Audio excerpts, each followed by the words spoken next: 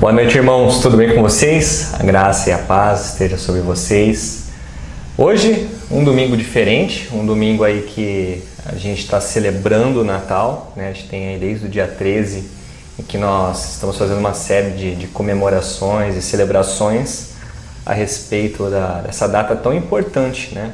Mesmo que a gente saiba que 25 de dezembro não é a data real do nascimento de Cristo, eu acredito como um marco simbólico, sim, é importante a gente celebrar o nascimento do Messias, do nosso Salvador, do nosso Senhor, aquele que nos deu a vida, né, e vida em abundância. Então é uma alegria poder estar aqui compartilhando um pouco da palavra do Senhor e que a gente possa nesse momento de 40 minutos no máximo, refletir sobre aspectos importantes, né, da palavra do Senhor. E hoje nós vamos falar, o tema da nossa mensagem é o Messias vem, né, parousia, o Messias vem. Tem um termo grego aí que a gente vai explicar no decorrer do caminho. Só que a gente vai seguir um caminho um pouco diferente do que a gente está habituado em mensagens de Natal, né? Porque as mensagens de Natal, elas são como uma retrospectiva bíblica do plano de salvação, e isso é extremamente importante a gente abordar, e lógico, isso jamais vai ser uma crítica, mas hoje eu vou pegar um tema que queira ou não, ele não é muito comum ao Natal, mas ele está intimamente ligado ao Natal, tá? Então, a gente vai abordar o texto hoje de 1 Tessalonicenses, mas eu vou fazer algumas considerações que são extremamente importantes, porque o tema de hoje, como a gente está falando de parousia, o Messias vem, né, a volta do Senhor, é necessário a gente primeiro estabelecer algumas verdades que são princípios, são pilares da nossa fé e que a gente tem que ter isso muito claro na nossa mente, tá? Para uma vida cristã saudável, ainda mais com esse tema, nós precisamos ter em mente algumas verdades. Entender que essas verdades, elas são inegociáveis, elas são verdades absolutas a nós cristãos. Então, a primeira verdade, o pastor Lucas ele citou na última pregação, no domingo passado, mas eu vou voltar a isso porque ainda eu percebo que muitas explicações de alguns irmãos na fé acabam um pouco tropeçando nessa explicação. Mas a primeira verdade Jesus não é o plano B da história. Nós não celebramos o Natal porque Jesus ele foi um plano B de algo que deu errado lá nos céus e no Éden, né? Não. Se a gente tem esse pensamento, esse é um pensamento um tanto quanto equivocado, porque quando a gente pega Efésios, por exemplo, Efésios capítulo 1, versículo 3 ao 4, diz o seguinte: Bendito Deus Pai de nosso Senhor Jesus Cristo, que nos tem abençoado com toda a sorte de bênção espiritual nas regiões celestiais em Cristo, assim como nos escolheu nele antes da fundação do mundo para sermos santos e irrepreensíveis perante ele. O que o apóstolo Paulo está nos ensinando é que o plano de salvação, a graça atuando na terra, já está estabelecido antes da fundação do mundo, antes da criação do universo. Deus é um ser eterno, ele é um ser atemporal, ele é um ser soberano e ele tem controle sobre a história e sobre todas as coisas que ocorrem. Então, Deus, sabendo de tudo isso, ele já tinha preparado de antemão, antes da criação do mundo, o plano de salvação na pessoa de Jesus Cristo. Ou seja, nós como igreja, somos predestinados na pessoa de Cristo a sermos santos, ou seja, andar num caminho de retidão, de irrepreensão, sempre buscando mostrar no nosso viver o viver de Cristo. Aliás, é interessante quando nós refletimos sobre o Natal ele se torna uma celebração vazia quando nós celebramos apenas a data em si e não o que nós celebramos. Quando nós trazemos o foco da celebração, que é Cristo, para a nossa vida, e na nossa vida nós transformamos o nosso viver, isso é extremamente importante, porque nós mostramos em nós as marcas de Cristo. E é para isso que nós fomos predestinados. Então, a primeira verdade é que antes da fundação do mundo, Deus já tinha preparado a salvação em Cristo, e nós somos predestinados na pessoa dele para desfrutar desse viver. Então, a primeira verdade é que Jesus não é o plano B. A segunda verdade é a salvação, ela é fruto da graça de Deus e do amor. Então, eu vou pegar 2 versículos, é lógico que a gente poderia pegar vários, tá? Mas é só para a gente mostrar como essas verdades elas são sistemáticas na Bíblia, ou seja, elas aparecem recorrentemente. Então, a primeira coisa, quando a gente pega lá João 3,16, por mais que a gente saiba esse versículo de cor, parece que a gente não entende a profundidade dele, tá? Então, João 3,16, tá? Eu estou lendo aqui pela versão Almeida atualizada, diz assim: porque Deus amou o mundo de tal maneira que deu o seu Filho unigênito para todo aquele que nele crê não pereça, mas tenha a vida eterna. Então, a segunda verdade que nós temos é que Deus ele amou o mundo, ele ama o mundo. E amar o mundo é todas as pessoas. A palavra ágape ali realmente indica intensidade, profundidade. É um amor que nos constrange, conforme o apóstolo Paulo fala. E aqui eu não vou ficar entrando em debates sobre quem se Deus ele ama só alguns ou se ele ama todos. O texto diz, Deus amou o mundo. Então está falando de um grande grupo, a totalidade das pessoas, né? As pessoas em geral, né? E esse amor, ele é evidente quando ele dá o seu Filho para que nós não pereçamos, para que nós não soframos a danação eterna, né? Um termo mais popular. Então basta a gente crer. Nós cremos na obra suficiente de Jesus Cristo, que é suficiente para nos conduzir a Deus, né? Cristo é o intermediário, né? Cristo é o Cordeiro Santo. Cristo, a obra dele é eterna, é perfeita.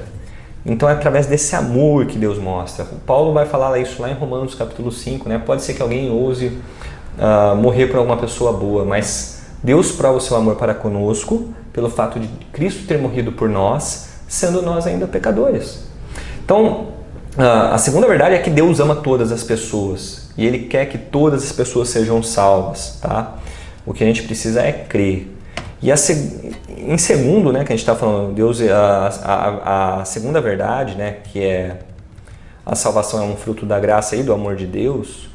O segundo versículo que eu vou para dar um apoio, que eu já citei aqui Romanos, aqui também já citei Timóteo, mas só para a gente ter em mente que é Efésios capítulo 2, dos versículos 8 ao 10, diz assim: porque pela graça sois salvos, mediante a fé, e isso não vem de vós, é dom de Deus, não de obras, para que ninguém se glorie, pois somos feituras dele, criados em Cristo Jesus para as boas obras, as quais Deus de antemão preparou para que andássemos nela.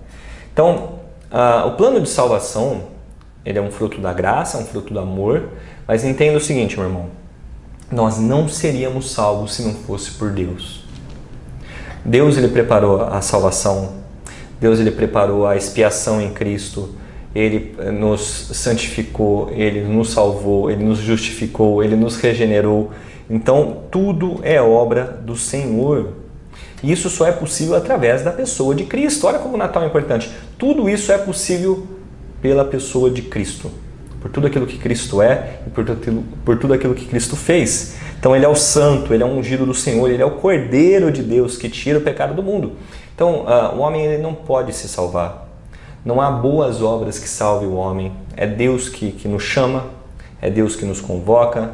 Nós somos salvos mediante a pregação da palavra, e a fé vem pelo ouvir e ouvir a palavra do Senhor. Então é tudo obra dele. Salvação, justificação, regeneração, redenção, tudo vem de Cristo. E esse é um motivo muito importante para nós celebrarmos o Natal. Porque essa verdade mostra que nós vivemos nós amamos e adoramos um Deus que ele tem a graça, né, e nos dá a graça com um favor imerecido, porque a realidade é que somos todos pecadores, estamos destituídos da glória do Senhor, conforme diz Romanos 3:23. Então, nós, a partir do momento que entendemos nosso estado pecaminoso, entendemos a maravilhosa graça do Senhor e como ela se aproxima de nós mediante o amor de Deus, esse é um motivo muito importante para nós celebrarmos o Natal. E a terceira verdade, eu poderia colocar várias outras verdades, mas aqui eu estou dando uma simplificada para dar uma introdução ao nosso tema, tá? Então, quando a gente pega aí a terceira verdade, é que da mesma forma que Jesus morreu na cruz por nós, da mesma forma que ele ressuscitou. Aliás, são os dois, a gente fala, são os dois grandes pilares da fé cristã, né? Jesus morreu por todos os pecados e ele ressuscitou. Está lá em 1 Coríntios, capítulo 3, dos versículos 3 ao 8. Né? Então é a base da fé. Só que tem uma terceira verdade que o que me incomoda é que a igreja parece que não crê. Ou se crê, vive de debates e tentando adivinhar quando isso vai acontecer. Que a terceira verdade é: o Messias, ele voltará.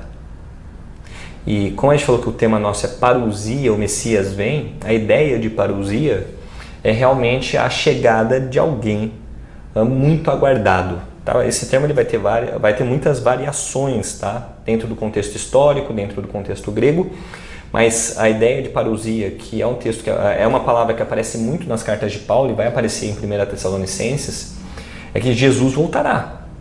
Ele falou várias vezes sobre isso, ele usou parábolas para falar sobre isso, e a igreja ela não pode dormir no ponto. A igreja não pode deixar de acreditar, ou nós não podemos viver numa fé imediatista. O importante é o que Deus pode me dar, ou aquela fé mais materializada em bens materiais. Eu sou uma pessoa abençoada por Deus pelos bens que eu tenho, e por aí vai. Não, o ponto principal que nós temos da terceira verdade é que Jesus vai vir. E como está a nossa vida, como está o nosso coração, como está o nosso caminhar com Deus. Então a igreja primitiva, a igreja do Novo Testamento, ela estava preparada, ela aguardava a volta de Cristo. Mas eu peguei dois textos aqui, que pra gente, como introdução, um está em Atos e outro está em Apocalipse. Quando a gente pega Atos capítulo 1, versículo 11, Lucas, que é o autor de Atos, diz o seguinte: varões galileus, por que vocês estão olhando para as alturas? Esse Jesus que dentre vós foi assunto ao céu, virá do modo como vistes subir. Ou seja, o anjo estava falando aos apóstolos: está vendo? Da mesma forma que ele subiu, ele vai voltar. Isso é uma forma de garantir a esperança, tá? Porque a partir do momento que o evangelho ele começa a ser pregado, por ser uma palavra de contracultura, por ser uma palavra de denúncia de pecado, os discípulos eles seriam perseguidos, e a ideia é que a volta de Cristo era uma garantia da esperança da igreja. E essa palavra, no Natal, é importante, porque a gente fala muito, o Natal é um momento de paz, alegria, justiça, porque é tudo isso que vem na nossa mente. Mas a gente tem que lembrar que Jesus ele veio pela primeira vez, ele estabeleceu, o motivo dele foi redentivo, né? Ele veio para cá para morrer pelos nossos pecados, mas aquele mesmo Messias que veio da primeira vez, ele voltará. E isso é uma palavra de esperança. Sabe o que a gente mais tem hoje? É evangélico com medo. Parece que se inculcou na mente do crente que a volta de Cristo é uma coisa ruim, ou não se fala desse assunto porque dá medo. A gente tem que parar, porque isso é uma infantilidade da fé, é uma infantilidade espiritual. A volta de Cristo é um momento de celebração, é um momento de alegria, principalmente para aqueles que são cristãos, principalmente aqueles que vivem a sua fé. Talvez você pode perguntar, Marcelo, então as pessoas que têm medo é porque elas estão vivendo em pecado? Eu não sei, não sou Deus para julgar as expectativas do coração das pessoas. Mas o importante de todas as vezes que a gente vê a ideia da volta de Cristo no Novo Testamento, não é para causar medo, mas é para dar esperança às pessoas. É para mostrar aos cristãos que vale a pena perseverar até o final, que vale a pena crer na justiça divina, né? Porque a segunda volta ela tem em si um sentido de trazer julgamento, né? Dar um findar ao mal. Então tem todas essas características, mas o mais belo é a relação de Cristo com a sua igreja, a relação de um Cristo que vem resgatar a sua noiva, e isso é atestado no Novo Testamento de forma abundante. E aí um outro texto que eu acho interessante, né? Eu peguei só dois, selecionei, né? Mas é o que está em Apocalipse, lá bem no último capítulo da Bíblia, né? Apocalipse capítulo 22, dos versículos 17 ao 20, diz o seguinte: o Espírito e a noiva dizem, vem. Aquele que ouve, diga, vem. Aquele que tem sede, venha. E quem quiser receber da graça e a água da vida. Eu, a todo aquele que ouve as palavras da profecia deste livro, testifico. Se alguém lhes fizer qualquer acréscimo, Deus lhe acrescentará os flagelos escritos neste livro. E se alguém tirar qualquer coisa da palavra do livro desta profecia, Deus tirará a sua parte da árvore da vida, da cidade santa e das coisas que se acham escritas neste livro. Aquele que dá testemunho destas coisas diz: certamente venho sem demora. Amém. Vem, Senhor Jesus. Então, a gente pega esses textos e mostra que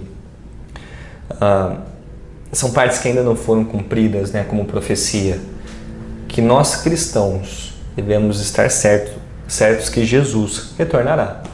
E dada essa introdução, nós vamos pegar aí o texto de 1 Tessalonicenses, capítulo 4, dos versículos 13 ao 18. Vamos lá? Então, irmãos, a gente está em 1 Tessalonicenses, capítulo 4, né, dos versículos 13 ao 18. Deixa eu só explicar um pouco o contexto de Tessalonicenses.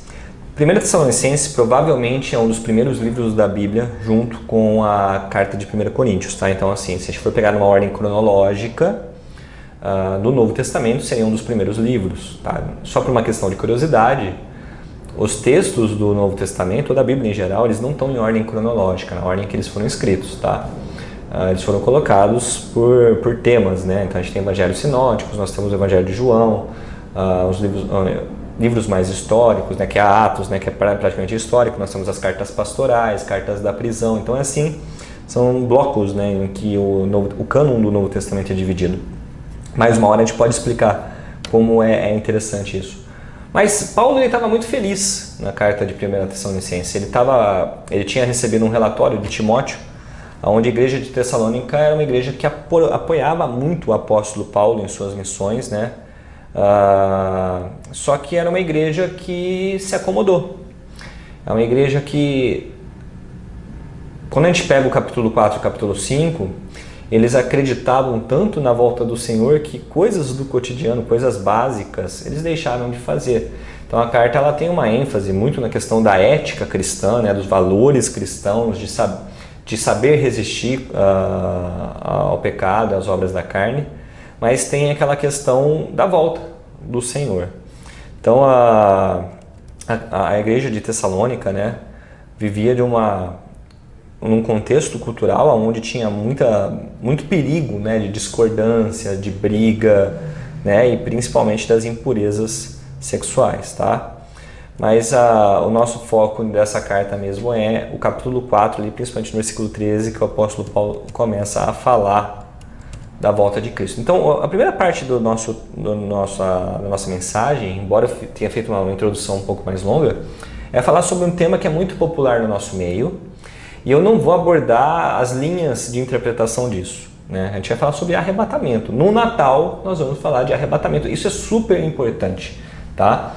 Porque o arrebatamento é uma doutrina bíblica, só que por causa das diversas linhas, as pessoas elas perdem interesse.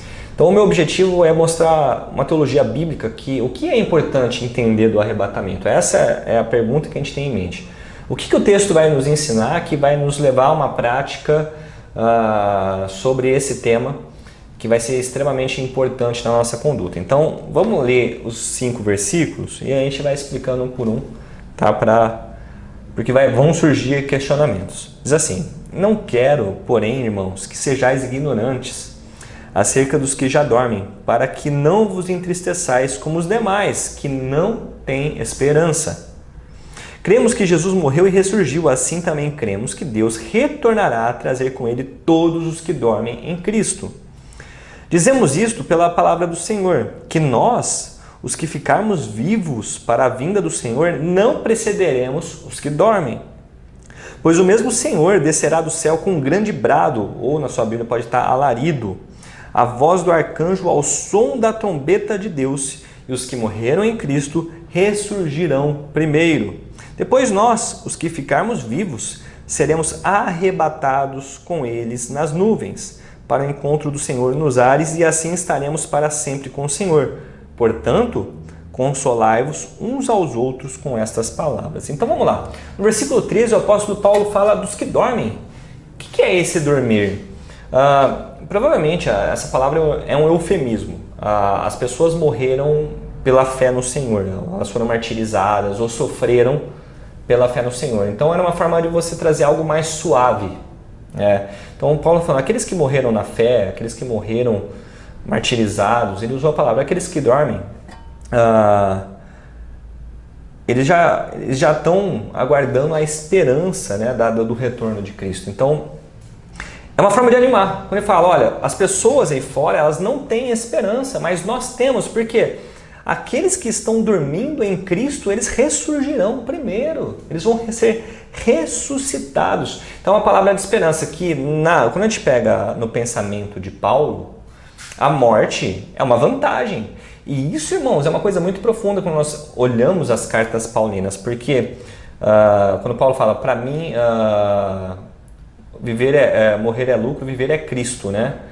Porque Paulo ele acreditava, se pegar lá Filipenses capítulo 1, versículo 21 e 23, essa ideia de que a morte é uma vantagem, porque a morte não é o fim para um cristão. Na verdade, o começo de uma vida eterna com Cristo. Então, Paulo está querendo mostrar à igreja de Tessalônica que em caso de perseguição, em caso de tribulação, nós estaremos com Cristo. Então, não vamos ficar tristes pelos que morreram, porque eles morreram em Cristo. E ele faz sempre uma dicotomia, é muito comum isso nas cartas de Paulo. A dicotomia é o que? Olha, tá vendo? Nós não somos como os demais que não têm esperança, nós temos. E a nossa esperança é Cristo. E ele continua, ele fala, se cremos que Jesus morreu e ressurgiu, assim também cremos que Deus tornará a trazer com ele todos os que dormem em Cristo. Quando ele fala se cremos, né, ele coloca uma suposição, a ideia realmente é reforçar esse pilar na fé. E a ideia é o quê? Que Jesus ele tomou o cálice da morte para que nós pudéssemos triunfar sobre ela. Está lá em Hebreus capítulo 2, versículo 14 e 15. Então, Jesus ele toma o cálice da morte para que possamos triunfar junto com ele. Então, o triunfo de Cristo sobre a morte assegura o nosso triunfo. Então, a morte não é o final. 1 Tessalonicenses capítulo 1, versículo 10. Então, se nós cremos realmente, nós podemos crer que da mesma forma que Jesus morreu e ressuscitou, nós também vamos morrer, mas nós ressuscitaremos. Isso também está lá em 1 Coríntios capítulo 15. Né? Se nós não cremos que Jesus Cristo morreu e ressuscitou, é vã a nossa fé e vã a nossa pregação. Então, essa ideia de que nós não devemos lamentar, é lógico, a gente tem que ficar triste pelas pessoas que morrem. Paulo não está falando que a gente tem que anular o nosso lado emocional, que a gente não tem que chorar, não é nada disso. Mas a ideia é de um entristecimento que te paralisa. Nossa, não vou mais viver a minha vida porque os meus irmãos na fé morreram. Não, eles estão com o Senhor. Né? E quando Cristo voltar, eles estarão conosco. Né? A gente vai ter um grande banquete. Daí no versículo 15, ele fala assim, dizemos isto pela palavra do Senhor, que nós, os que ficarmos vivos para a vinda do Senhor, não precederemos os que dormem. É interessante que quando a gente pega o versículo 15, o apóstolo Paulo, por ser uma das primeiras cartas, ele estava aguardando a vinda do Senhor mesmo. Né? Você percebe uma diferença entre primeira... Faça um desafio em casa, né? Eu gosto dos desafios. Quando acabar essa mensagem, leia a 1 Tessalonicenses inteira. Depois você leia a 2 Timóteo. Você vai perceber um apóstolo Paulo amadurecido. Tá?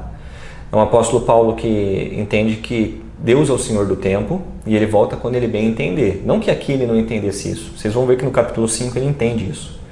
Só que o apóstolo Paulo ele acredita que ele seria uma testemunha do acontecimento mesmo, tá? Que ele estaria vivo. Ele está querendo mostrar para as pessoas que, olha, aqueles que morreram na fé, eles vão ressuscitar primeiro, mas olha, a gente também vai encontrar com eles. Eles vão primeiro, depois a gente vai junto, né? A gente vai se encontrar com o Senhor. Então, esse versículo 15 é para mostrar a crença de Paulo na imanência da volta de Cristo. A pergunta é, será que a gente crê da mesma forma que Paulo acreditava na imanência da volta de Cristo? Será que a gente realmente deseja isso? Deseja de coração? Será que isso está como um ponto principal na nossa vida? Porque a gente vê isso nas cartas de Paulo, vê isso no Novo Testamento, como uma ideia quase que central. A ideia central, toda a Bíblia ela é cristocêntrica, né? Tudo aponta para o Senhor. Só que o tema da volta de Cristo é uma coisa tão aguardada por eles, e é tão belo de ver, né? Aquela segurança na fé em Cristo, que às vezes eu me pergunto, né? Eu acho que essa pergunta, quando a gente devolve ela para nós, né? A gente fica naquela reflexão, será que eu tenho essa fé que Paulo tinha, que olha, eu vou ver isso, mas se eu não ver, eu vou me manter firme, mas se Cristo voltar, eu estou preparado. Gente, isso é de uma beleza muito grande. E aí no versículo 16 e 17 começa o que a gente fala da parousia, né? O termo que eu expliquei agora há pouco, né? A volta do Senhor, o encontro com Cristo, a chegada de alguém muito importante, né? Porque aí ele fala do arrebatamento. É a primeira vez que o Novo Testamento, numa ordem cronológica, vai falar sobre arrebatamento. E é o apóstolo Paulo que vai falar. E como o apóstolo Paulo ele descreve, vamos reler, tá? Só para fixar na mente. Ele fala o seguinte: pois o mesmo Senhor descerá do céu com grande alarido, a voz do arcanjo ao som da trombeta de Deus, e os que morreram em Cristo ressurgirão primeiro. Depois nós, os que ficarmos vivos, seremos arrebatados com eles nas nuvens, para o encontro do Senhor nos ares, e assim estaremos para sempre com o Senhor. Então, o apóstolo Paulo fala que a volta do Senhor vai ser com grande alarido, com grande brado, é uma convocação oficial aos seus soldados, é um termo militar. Se você pega o mundo antigo, sons de trombeta, né, hoje no quartel, quem já foi do exército, da polícia, é o som da corneta, mas quando toca uma trombeta, um brado, alguma coisa, é para estar pronto, tá? E essa convocação ela vai ser dada por quem? Por Cristo. E aí a Bíblia usa o descrever, né? Ouvida a voz do arcanjo, ou seja, Deus vai pegar o seu arcanjo, geralmente quando aparece a palavra arcanjo é porque é os seus principais, o principal dos anjos, né? A ideia é que provavelmente vai ser uma trombeta vinda de arcanjo que vai antecipar essa volta do Senhor. Então a pessoa fica, daí o pessoal faz paralelo, né? Trombeta em Apocalipse, trombeta em 1 Tessalonicenses. Quais das trombetas? O importante, irmãos, é que quando Deus soar a trombeta, nós estejamos prontos, porque é uma convocação. Essa é a ideia. A ideia não é quantas trombetas aqui, a ideia é ouviu trombeta, vem do Senhor, Ele vai se manifestar em glória e majestade, todo o olho verá, toda língua confessará, nós estaremos sendo convocados. E o apóstolo Paulo nos coloca uma ordem. Os que morreram ressuscitarão primeiro.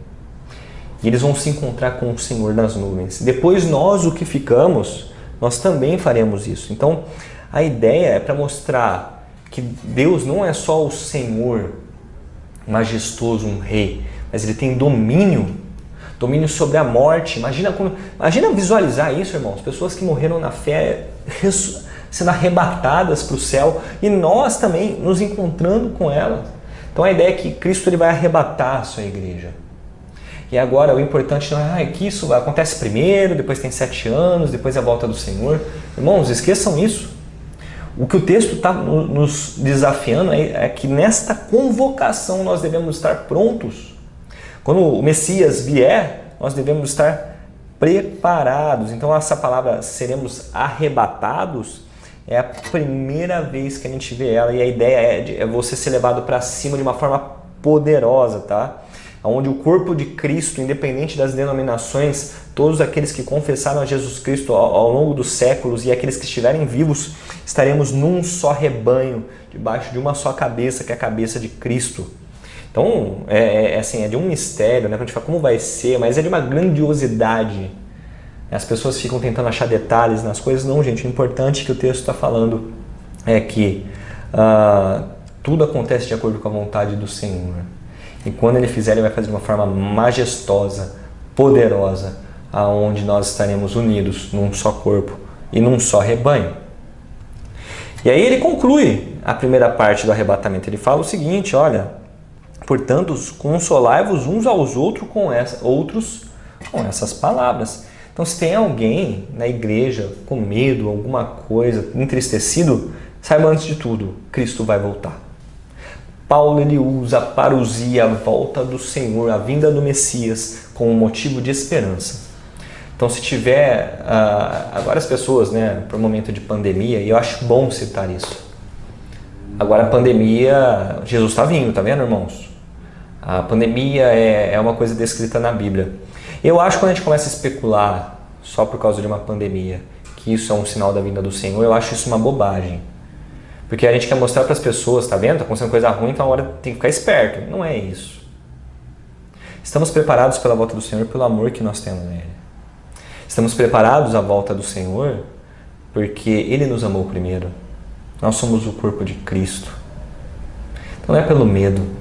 Parem de ficar amedrontando as pessoas. Se isso for um sinal, é para a glória do Senhor.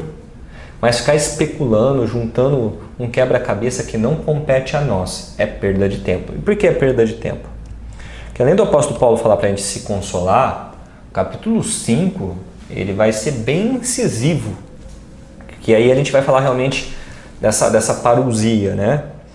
Vamos continuar o texto. Olha como o texto ele vai se aprofundando. Ele diz o seguinte: irmãos, acerca dos tempos, estamos no versículo 1 do capítulo 5. Irmãos, acerca dos tempos e das épocas, porém não necessitais de que se vos escreva, pois vós mesmos sabeis muito bem que o dia do Senhor virá como um ladrão na noite. Quando ele usa essa expressão, a vinda do Senhor é como um ladrão na noite, ele fala assim, não adianta ficar escrevendo sobre cerca de tempos e épocas.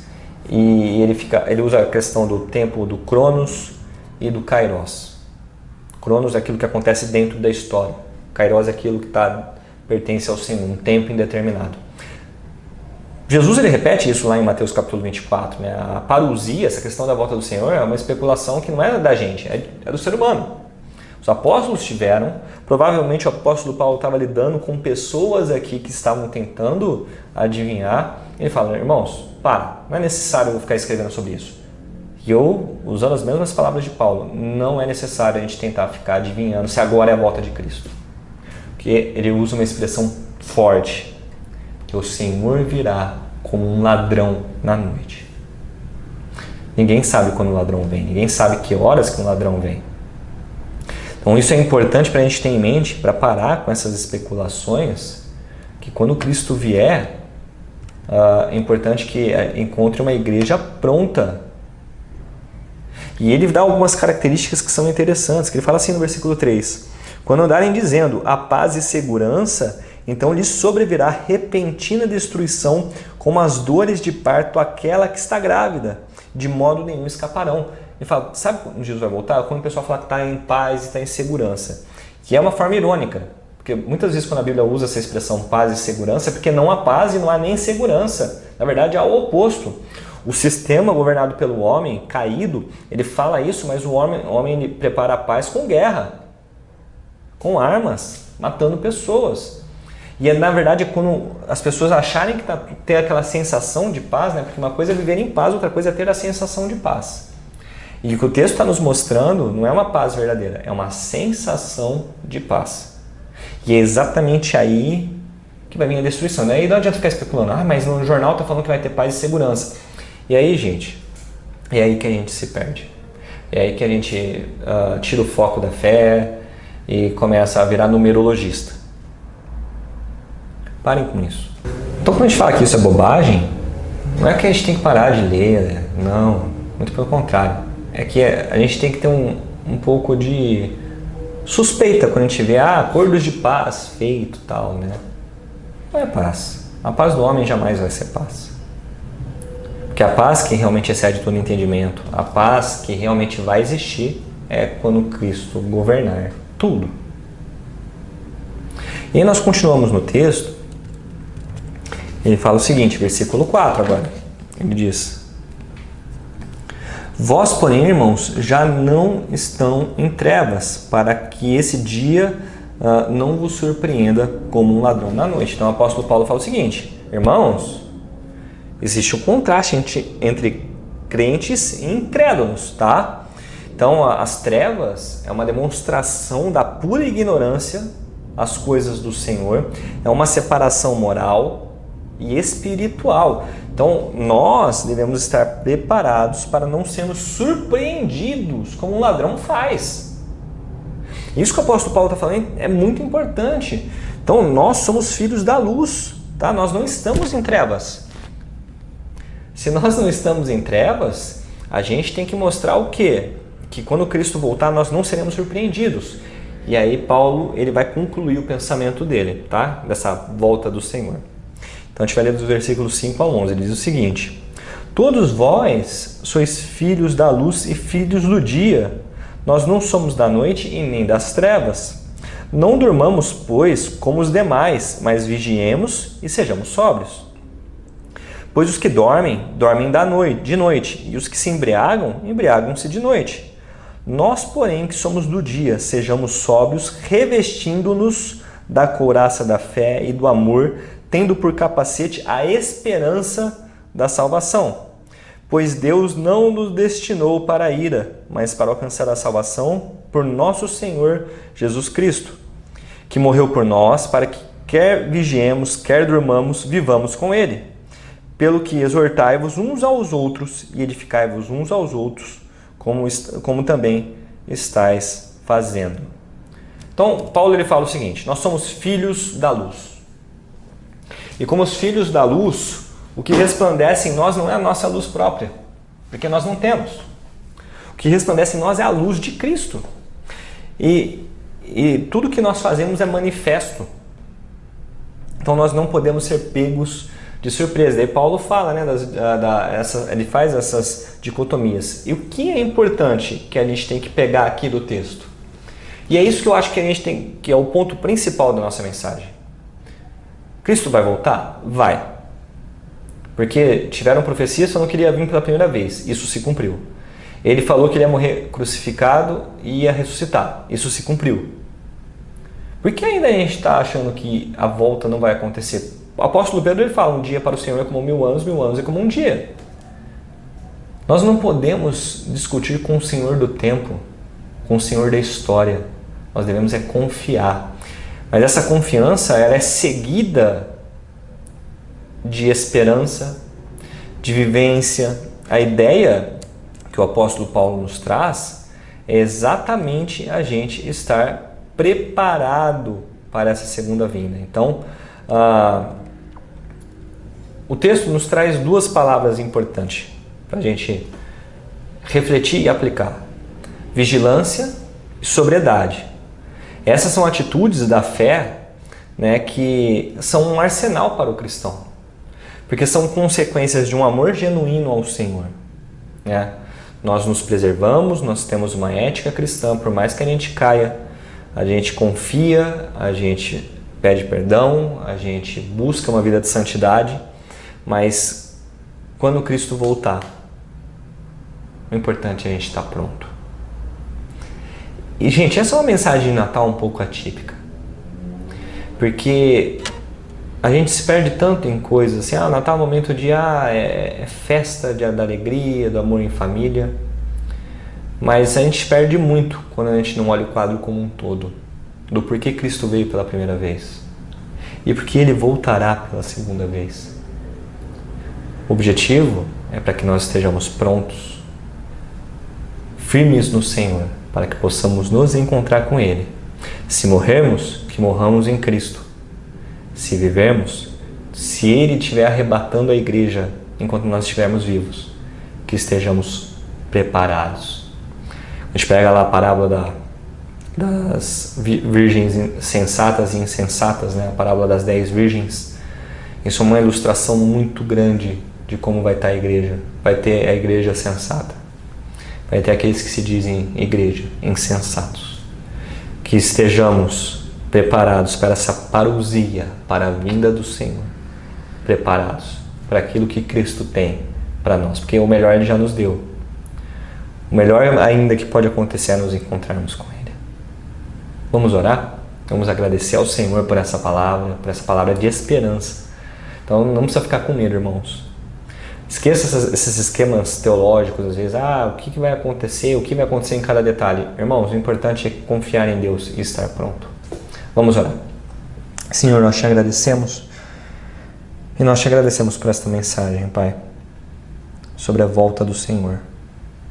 Sabemos que o propósito da Tua vinda pela primeira vez foi nos proporcionar a redenção através do Teu sangue. Celebramos, ó Pai, esse mês, o Natal, a vinda do Messias tão aguardado.